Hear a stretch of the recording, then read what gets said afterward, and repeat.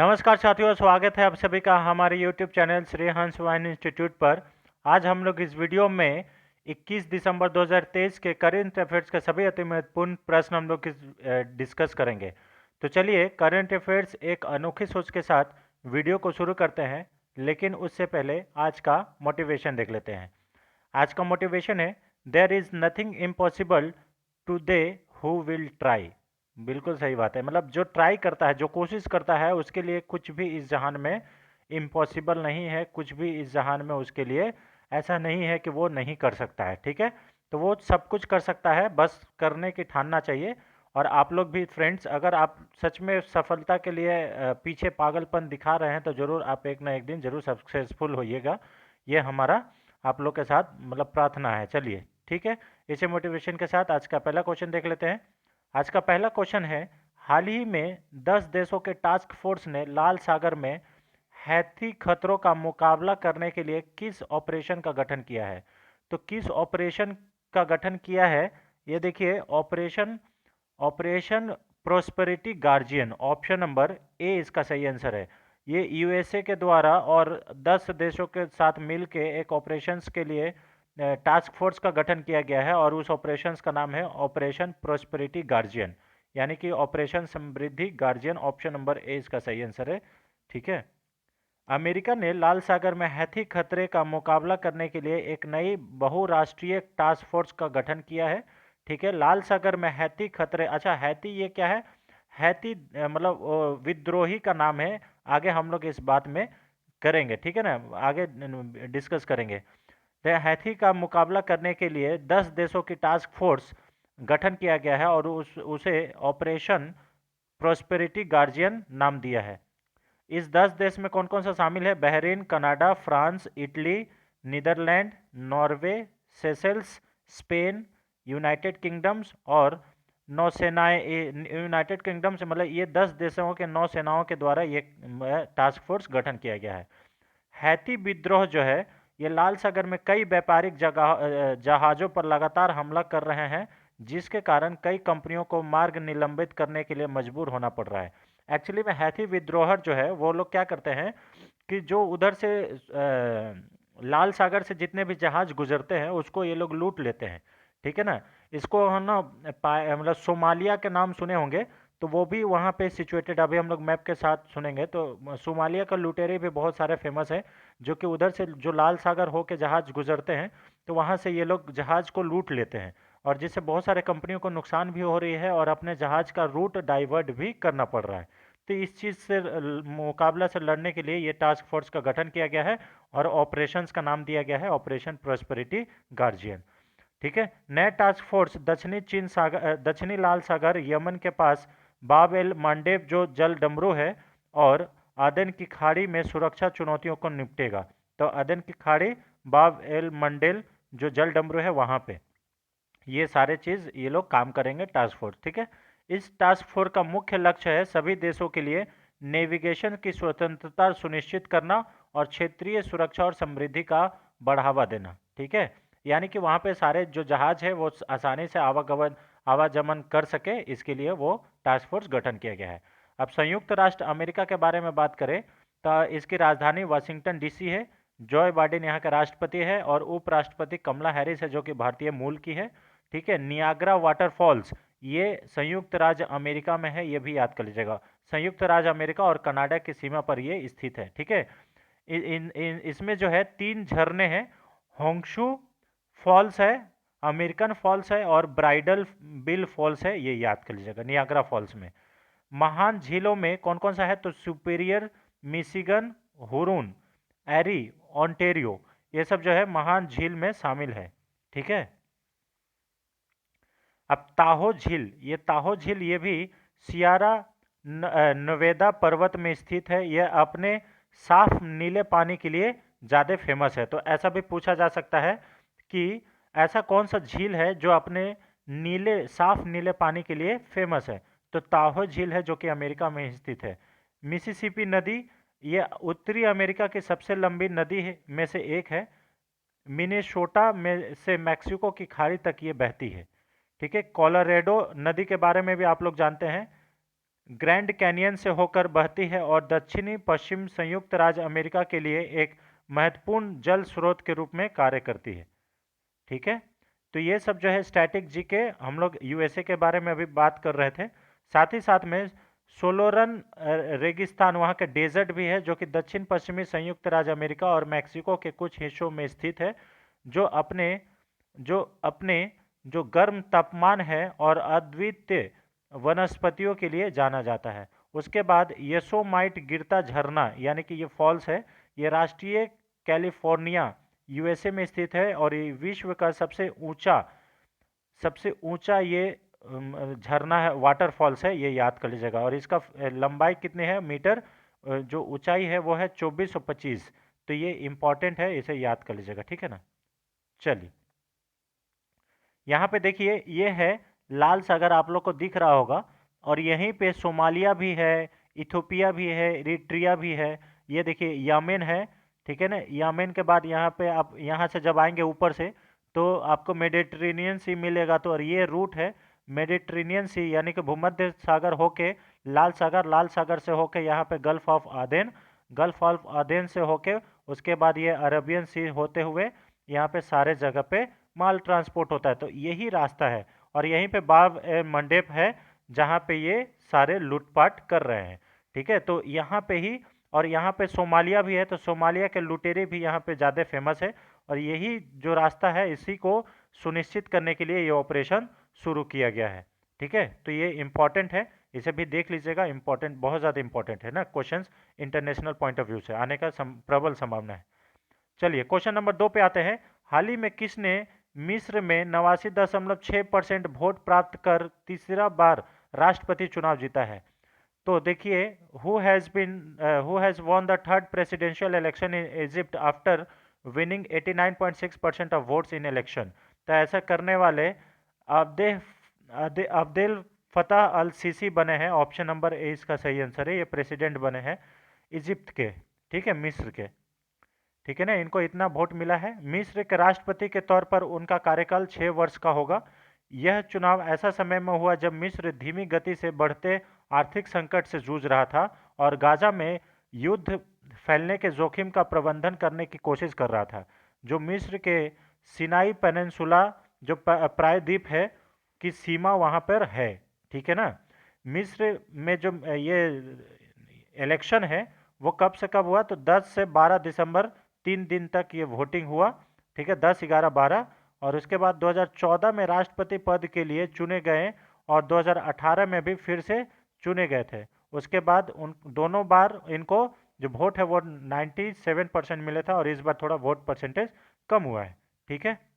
देखिए मिस्र जो है ये एक यहाँ पे अमेरिकी उत्तर पूर्वी कोने में, एक एशिया दक्षिण पश्चिमी कोने में सिनाई प्रायद्वीप तक फैला हुआ है। इसके जो मिस्र के प्रधानमंत्री है वो है मुस्तफ़ा मदबौली और इसकी राजधानी काहिरा है और मुद्रा पाउंड है, ये याद कर लीजिएगा, ठीक है। यही अभी बने हैं प्रेसिडेंट, ठीक है। तो इसे भी याद कर लीजिएगा, मिस्र यानी कि इजिप्ट, ठीक है। नाइल रिवर यहीं से होकर गुजरती है, आप लोग को मालूम होगा, ठीक है। इसे मिस्र का वरदान भी कहा जाता है, ठीक है। चलिए क्वेश्चन नंबर 3 पे आते हैं। हाल ही में किसे भूटान के national order of merit golden medal से सम्मानित किया गया है? तो अभी डॉक्टर पूनम खेत्रपाल सिंह को भूटान के national order of merit golden medal से सम्मानित किया गया है। ऑप्शन नंबर ए इसका सही आंसर है, ठीक है। डॉक्टर पूनम खेत्रपाल डब्ल्यूएचओ की क्षेत्रीय निदेशक यानी कि दक्षिण पूर्व एशिया के निदेशक भी है, ये याद कर लीजिएगा। डॉक्टर पूनम खेत्रपाल सिंह को देश की प्रति उनकी विशिष्ट सेवाओं के लिए सम्मानित किया गया है। डॉक्टर सिंह एक भारतीय नागरिक है। भूटान के 116वें राष्ट्रीय दिवस समारोह में वो भूटान के राजा जिंगवे खेसर नामयांगाल वांगचुक ने उन्हें सम्मानित किया। यानी कि जब वो लोग राष्ट्रीय दिवस मना रहे थे तब उनका ये सम्मानित किया गया है। वो डब्ल्यूएचओ की दक्षिण पूर्व एशिया क्षेत्र की पहली महिला क्षेत्रीय निदेशक भी है, ये याद कर लीजिएगा। ये वाला पॉइंट आपको एग्जाम पॉइंट ऑफ व्यू से पूछा जा सकता है कि डब्ल्यूएचओ की दक्षिण पूर्व एशिया की क्षेत्रीय में पहली महिला क्षेत्रीय निदेशक कौन है? तो ये है डॉक्टर पूनम खेत्रपाल सिंह। ठीक है, उनके कार्यकाल के दौरान भूटान के समय से पहले खसरा और रूबेला को खत्म करने वाले पहले देशों में से एक बन गया है, ये याद कर लीजिएगा। ठीक है ना, मतलब रूबेला और खसरा जैसे बीमारी से भूटान जो है वो अपने यहाँ से ये खत्म करने में कामयाब हुआ है। ठीक है, इसलिए इनको ये मिला है पुरस्कार। ठीक है, भूटान संसदीय लोकतंत्र वाला एक संवैधानिक राजतंत्र भी है। यहाँ की राजधानी थिम्फू है। मुद्रा भूटानी नगुट्रम है। प्रधानमंत्री डॉक्टर लोटे शेरिंग है और राजा यहाँ के, ये आपको हम बता दिए, नामयांग वांगचुंग है। ठीक है, गुरुडोम सागर जो है, गुरुडोम सागर झील जो है, ये हालांकि ज़्यादातर भारत में स्थित है। ये पूर्वी हिमालय में से एक ऊंचाई वाली झील है। ठीक है, और ये बौद्ध धर्म और हिंदू धर्म दोनों में ये पवित्र माना जाता है। ठीक है, उसके बाद थौचू, ये भूटान के विभिन्न मठों में मनाया जाने वाला एक प्रमुख त्यौहार है, जिन्हें मुखौटा नृत्य और धार्मिक समारोह भी कहते हैं। ठीक है, तो ये पूनम खेत्रपाल सिंह, ये याद कर लीजिएगा। चलिए क्वेश्चन नंबर 4 पे आते हैं। हाल ही में 18 दिसंबर 2023 को उत्तर प्रदेश में सर्ववेद महामंदिर का उद्घाटन किसने किया? तो नन अदर देन प्रधानमंत्री नरेंद्र मोदी साहब। ये जो इन्हीं के द्वारा दुनिया का सबसे बड़ा मेडिटेशन सेंटर का उद्घाटन किया गया है और इसी मेडिटेशन सेंटर का नाम है सर्ववेद महामंदिर। ऑप्शन नंबर ए इसका सही आंसर है। और ये जो यूपी है, उत्तर प्रदेश के वाराणसी में इसका उद्घाटन किया गया है। वाराणसी के उमराहा में नवनिर्मित सर्ववेद महामंदिर दुनिया का सबसे बड़ा ध्यान केंद्र बन गया है, यानी कि मेडिटेशन सेंटर बन गया है। प्रधानमंत्री ने महर्षि सदाफल देवी जी महाराज की प्रतिमा पर पुष्पांजलि अर्पित कर मंदिर परिसर का भ्रमण किया। ठीक है, पीएम मोदी ने अपने लोकसभा क्षेत्र वाराणसी के 2 दिवसीय दौरे पर थे। ठीक है, पहली बार 18 दिसंबर को वाराणसी में काशी तमिल संगम में पीएम मोदी ने भाषा का अनुवाद करने के लिए एवं वास्तविक समय एआई आधारित टूल का भी उपयोग किया था। यहाँ पे पहली बार एआई टूल यानी कि आर्टिफिशियल टूल का भी उपयोग किया था। और आपको मालूम है कि 18 दिसंबर को ही काशी में तमिल संगम यानी कि काशी तमिल संगम का आयोजन किया गया था। वो उसमें भी जो है प्रधानमंत्री नरेंद्र मोदी ने ही उद्घाटन किया था। ठीक है ना, ये याद कर लीजिएगा। चलिए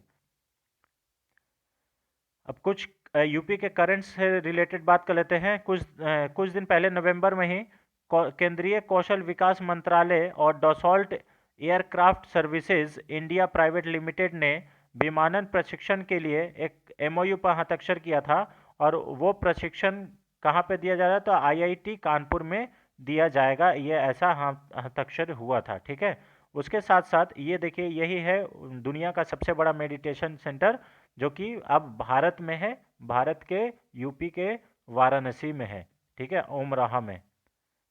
और उद्घाटन किनके द्वारा किया गया है? तो प्रधानमंत्री नरेंद्र मोदी जी के द्वारा। यहाँ के मुख्यमंत्री योगी आदित्यनाथ है। लखनऊ यहाँ की राजधानी है। आनंदीबेन पटेल यहाँ के राज्यपाल है। पक्षी सारस क्रेन राजकीय पशु जो है ये दलदल हिरन यानी कि बारहसिंहा। ब्रिज अशोक का पेड़ जो है ये राजकीय पेड़ है वहाँ पे। और फूल जो है पलाश का फूल। पहले इनको संयुक्त प्रांत कहा जाता था 1937 से 1950 तक। सीएम योगी ने अब यूपी का भी कुछ अलग से हम लोग वन लाइनर ये देख लेते हैं करंट। जैसे सीएम योगी ने अमेठी में दक्षिण पश्चिम एशिया के सबसे बड़ा पेय संयंत्र का उद्घाटन किया था। उसके बाद देश के सबसे बड़े कन्या पूजा का आयोजन भी यूपी के गोंडा जिला में किया गया था। 23 अक्टूबर 2023 को उत्तर प्रदेश में देश का सबसे बड़ा कन्या पूजन कर समारोह को शक्ति वंदन आयोजित किया गया था। शक्ति वंदन ये जो आयोजन है ये कहाँ किया गया था? तो यूपी में ही। और उसको कन्या पूजन किया गया था जब नवरात्रि चल रहा था उस समय। ठीक है ना। इस दौरान जिले के विभिन्न विकास खंडों में विभिन्न वर्गों के 11,880 बेटियाओं को कन्या का पूजन कर मुख्यमंत्री मिशन शक्ति अभियान की दिशा में एक और मील का पत्थर स्थापित किया था। जिले की 9 महिलाओं को नव देवी पुरस्कार से भी सम्मानित किया गया था। ठीक है, ये भी याद कर लीजिएगा। उसके बाद उत्तर प्रदेश के मुख्यमंत्री योगी आदित्यनाथ ने गोरखपुर के तिनकोनिया गांव नंबर 3 में बनटांगिया लोगों के साथ बीच बैठकर त्यौहार भी मनाया था। ये याद कर लीजिएगा, ये दिवाली का समय का बात है। ठीक है, उत्तर प्रदेश में अयोध्या दीपोत्सव में 22 लाख से अधिक दिए जलाकर ये विश्व रिकॉर्ड कायम किए हैं। 22,23,000 पूरे दिए जलाए गए थे और ये world Guinness book of world records में शामिल है। उसी समय होली अयोध्या ऐप भी लॉन्च किया गया था। ठीक है, इससे क्या था कि जो भी लोग वहाँ पे अपना दिए जलाना चाहते हैं वो इस ऐप से बुकिंग कर सकते थे। ठीक है ना, और 5,000 से अधिक इसमें बुकिंग भी हुआ था 24 घंटे के अंदर। उसके साथ देखिए, उत्तर प्रदेश राज्य सरकार द्वारा गाय का जनगणना कराने वाला यह देश का पहला राज्य बनेगा।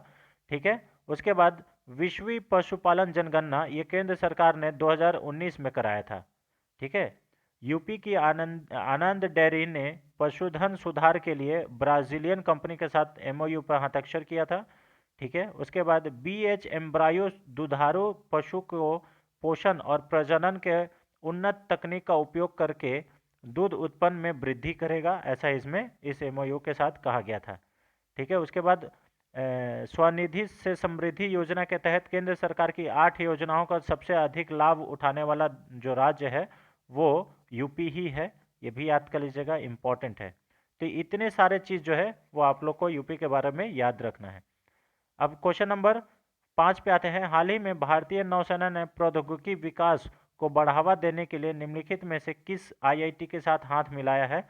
तो देखिए, भारतीय नौसेना ने प्रौद्योगिकी यानी कि टेक्नोलॉजी डेवलपमेंट के लिए आईआईटी कानपुर के साथ हाथ मिलाया है। ऑप्शन नंबर डी इसका सही आंसर है, आईआईटी कानपुर। फिर से यूपी ही है तो ये याद कर लीजिएगा, आईआईटी कानपुर इसका सही आंसर है। ठीक है, एमओयू का मुख्य उद्देश्य है प्रौद्योगिकी विकास, नवीन समाधान और संयुक्त अनुसंधान एवं विकास को बढ़ावा देना। ठीक है, ये याद कर लीजिएगा। चलिए, क्वेश्चन नंबर 6 पे आते हैं। हाल ही में SOIC.in के रिपोर्ट के अनुसार निम्नलिखित में से कौन सा राज्य भारत की दूसरी सबसे बड़ी अर्थव्यवस्था बन गया है? कौन सा स्टेट भारत की दूसरी सबसे बड़ी अर्थव्यवस्था बना है? तो नन अदर देन फिर से उत्तर प्रदेश ही बना है। ऑप्शन नंबर 20 का सही आंसर है। महाराष्ट्र पहले नंबर पर है और उत्तर प्रदेश दूसरे नंबर पर है, यानी कि भारत का जीडीपी में सबसे बड़ा योगदान महाराष्ट्र का है और उसके बाद फिर यूपी का है। ठीक है, तो ये याद कर लीजिएगा, ये इंपॉर्टेंट है। ऑप्शन नंबर 20 का सही आंसर है यूपी। ठीक है, सोइक.इन एक कंपनी के रिपोर्ट के मुताबिक जीडीपी हिस्सेदारी के मामले में यूपी महाराष्ट्र के बाद भारत का दूसरा सबसे बड़ा राज्य बना है। भारत की कुल जीडीपी में 15.7% की जीडीपी हिस्सेदारी के साथ महाराष्ट्र देश में सबसे आगे है और 9.2 के साथ ये घरेलू हिस्सेदारी के साथ उत्तर प्रदेश दूसरे स्थान पर है। ठीक है, तो जीडीपी में योगदान सबसे ज़्यादा कौन दे रहा है? महाराष्ट्र। फिर दूसरे स्थान पर ये है आपका यूपी। तमिलनाडु तीसरे स्थान पर है 9.1, गुजरात चौथे स्थान पर है 8.2, पश्चिम बंगाल 7.5% के साथ 5वें स्थान पर है। ये याद कर लीजिएगा। इसके अतिरिक्त कारोबार करने में आसानी यानी कि ईज ऑफ डूइंग बिजनेस में यूपी जो है ये 14वें से दूसरे स्थान पर आ गया है, यानी कि अब यहाँ पे ईज ऑफ डूइंग बिजनेस बहुत अच्छा हो गया है। ईज ऑफ डूइंग बिजनेस जो है ये इस रैंकिंग में पहले यूपी जो है वो 14 स्थान पर था, अभी ये दूसरे स्थान पर आ गया है ईज ऑफ डूइंग बिजनेस में। ठीक है, तो इसे याद कर लीजिएगा, ये इंपॉर्टेंट है। चलिए, अब हम लोग क्वेश्चन नंबर नेक्स्ट पे चलते हैं। क्वेश्चन नंबर 7 पे, हाल ही में निम्नलिखित में से किस केंद्रीय मंत्री ने राष्ट्रीय भूविज्ञान डेटा रिपोजिटरी पोर्टल लॉन्च किया है? तो हाल ही में केंद्रीय मंत्री प्रहलाद जोशी के द्वारा राष्ट्रीय भूविज्ञान डेटा रिपोजिटरी पोर्टल लॉन्च किया गया है। ऑप्शन नंबर बी इसका सही आंसर है, प्रहलाद जोशी। ठीक है, 19 दिसंबर को नई दिल्ली में national geo science data repository portal और महत्वपूर्ण खनिजों पर एक रोड शो लॉन्च किया गया। यह पोर्टल एनजीडीआर पोर्टल के साथ 35 मानचित्र सेवाओं को एकीकृत करता है। इसमें विभिन्न पैमानों में भूवैज्ञानिक मानचित्र, भू रासायनिक, भूभौतिक, हवाई भूभौतिक और खनिज डेटा शामिल है। इस पोर्टल को geodataindia.gov.in पर एक्सेस किया जा सकता है। ठीक है, ये याद कर लीजिएगा। और किसके द्वारा? तो प्रहलाद सिंह प्रहलाद जोशी जी के द्वारा इसको लॉन्च किया गया। ठीक है, श्री जोशी ने कहा कि पहली किस्त में 20 खनिज ब्लॉक पहले ही नीलामी के लिए रखे जा चुके हैं और कई अन्य पाइपलाइन पर हैं। नीलामी की सफलता राज्य में राजस्व और नौकरियों के सृजन और स्थानीय समुदायों और लोगों के कल्याण के लिए यह महत्वपूर्ण कदम है। ठीक है, चलिए अब हम लोग यहाँ पे 29 नवंबर को श्री जोशी ने 20 महत्वपूर्ण और रणनीतिक खनिज ब्लॉकों की नीलामी की पहली किस्त शुरुआत की थी। यह 29 नवंबर का बात है। तो इससे रिलेटेड आप लोग इसमें एक्चुअली में इस पोर्टल के माध्यम से सारे वो जो खनन भंडार है उस पर उसका जो नीलामी होता है उसका सारा मॉनिटरिंग किया जाएगा, रेगुलेशन किया जाएगा। ठीक है, तो ये है यहाँ पे देखिए नेशनल क्या है, जियो कॉन्क्लेव डेटा रिपोजिटरी पोर्टल, इसे भी याद कर लीजिएगा, ये इम्पॉर्टेंट है। Geo science, national geo science data repository portal का यहाँ पे अनावरण किया गया नई दिल्ली में। ठीक है, चलिए क्वेश्चन नंबर 8 पे आते हैं। हाल ही में किस टीम ने 75वीं inter state inter zonal badminton championship में पुरुष टीम का खिताब जीता है? तो 75वीं inter state inter zonal badminton championship में भारतीय हवाई अड्डा प्राधिकरण यानी कि एयरपोर्ट अथॉरिटी ऑफ इंडिया ने पुरुष टीम का खिताब जीता है। ऑप्शन नंबर ए इसका सही आंसर है। और महिला टीम का खिताब में एयरपोर्ट अथॉरिटी ऑफ इंडिया ये हार गई है, ये रनर अप हुई है ना महिला टीम में। देखिए एयरपोर्ट अथॉरिटी ऑफ इंडिया ने 75वीं inter state inter zonal badminton championship में पुरुष टीम का खिताब जीता है। फाइनल में इन्होंने कर्नाटक को 3-0 से हराया। भारतीय हवाई अड्डा प्राधिकरण महिलाओं की स्पर्धा में उपविजेता रही। ठीक है, क्योंकि ये जो है ये महाराष्ट्र से हार गई। ठीक है, इसलिए तो महिला टीम में कौन जीता है? तो महाराष्ट्र का टीम जीता है और एयरपोर्ट अथॉरिटी ऑफ इंडिया को हरा कर जीता है। ठीक है, बैडमिंटन वर्ल्ड फेडरेशन विश्व चैंपियनशिप के कांस्य पदक विजेता लक्ष्य सेन जैसे प्रसिद्ध शटलर के साथ व्यक्तिगत स्पर्धा भी शुरू हो गई है। ठीक है, तो ये याद कर लीजिएगा, ये थोड़ा इंपॉर्टेंट है। अब क्वेश्चन नंबर 9 पे आते हैं। हाल ही में केंद्र सरकार द्वारा प्रसारण सेवा विधेयक 2023 का मसौदा तैयार किया गया है। यह निम्नलिखित में से किस अधिनियम को स्थान लेगा? देखिए ब्रॉडकास्टिंग सर्विसेज बिल 2023 संसद में लाया गया था। तो वो जो है प्रसारण सेवा विधेयक ये जो है ये cable TV networks regulation act 1995 को रिप्लेस करेगा। ऑप्शन नंबर बी इसका सही आंसर है। ठीक है, यहाँ पे देखिए ये अधिनियम 1995 को ये हटा देगा, रिप्लेस करेगा। 29 दिसंबर 2023 को केंद्र सरकार ने कहा कि इस संबंध में एक मसौदा तैयार किया गया है। सूचना एवं प्रसारण मंत्री अनुराग सिंह ठाकुर ने कहा कि प्रसारण सेवा विनियम विधेयक 2023 ओटीटी सामग्री और डिजिटल समाचार को इसके दायरे में लाएगा। मेन बात है ओटीटी ये सब को सारे को रेगुलेट करना इस विधेयक का मेन मकसद है। ओटीटी का मतलब होता है ओवर द टॉप जो प्लेटफॉर्म है जहाँ पे वेब सीरीज़ वगैरह दिखाया जाता है, तो वो सब को भी रेगुलेशन इसके बिल के माध्यम से किया जाएगा। उन्होंने ये भी कहा कि प्रसारण सेवा विनियम विधेयक 2023 नियामक प्राधिकरण को सुव्यवस्थित करेगा। ठीक है, मसौदा विधेयक में उभरती प्रौद्योगिकियों के प्रावधान शामिल है। ठीक है, ब्रॉडकास्ट एडवाइजरी काउंसिल के माध्यम से स्व विनियम शासन को मजबूत करने का भी प्रयास करता है। प्रसारण सलाहकार परिषद सामग्री विनियम के लिए इकाई होगी। यह प्रसारण क्षेत्र में अन्य उभरती प्रौद्योगिकियों के लिए एक सलाहकार निकाय होगा, ऐसा इसमें कहा गया है। ठीक है, तो ये इंपॉर्टेंट है, अनुराग सिंह ठाकुर, ये याद कर लीजिएगा, ब्रॉडकास्टिंग मिनिस्टर। ठीक है, क्वेश्चन नंबर 10 पे आते हैं फ्रेंड्स, आज का लास्ट क्वेश्चन। हाल ही में निम्नलिखित में से कौन सा खिलाड़ी आईपीएल इतिहास का सबसे महंगा खिलाड़ी बन गया है? तो अभी जो मिचेल स्टार्क है जो कि ऑस्ट्रेलिया का खिलाड़ी है, ये बॉलर है, इसको कोलकाता नाइट राइडर के द्वारा केकेआर के द्वारा 24.75 लाख करोड़ में खरीदा गया है ना, यानी कि 24 करोड़ 75 लाख रुपए में ये इस खिलाड़ी को खरीदा गया। ऑप्शन नंबर सी इसका सही आंसर है। ठीक है, 19 दिसंबर को दुबई में आईपीएल 2024 की नीलामी में ऑस्ट्रेलियाई बाएं हाथ के तेज गेंदबाज Mitchell Starc Kolkata night Riders के तरफ से 24 करोड़ 75 लाख रुपए में साइन किया गया। वे अपने ऑस्ट्रेलियाई कप्तान पैट कमिंस को पीछे छोड़कर आईपीएल इतिहास के सबसे महंगे खिलाड़ी भी बन गए, जिन्हें राजस्थान सनराइजर हैदराबाद ने 20 करोड़ 50 लाख रुपए में साइन किया था। यानी कि पैट कमिंस को 20 करोड़, उस समय सबसे महंगा खिलाड़ी यही हुआ करते थे। लेकिन इस बार मतलब अभी तक के आईपीएल के इतिहास में सबसे महंगे खिलाड़ी कौन है, तो मिचेल स्टार्क है, ये याद कर लीजिएगा।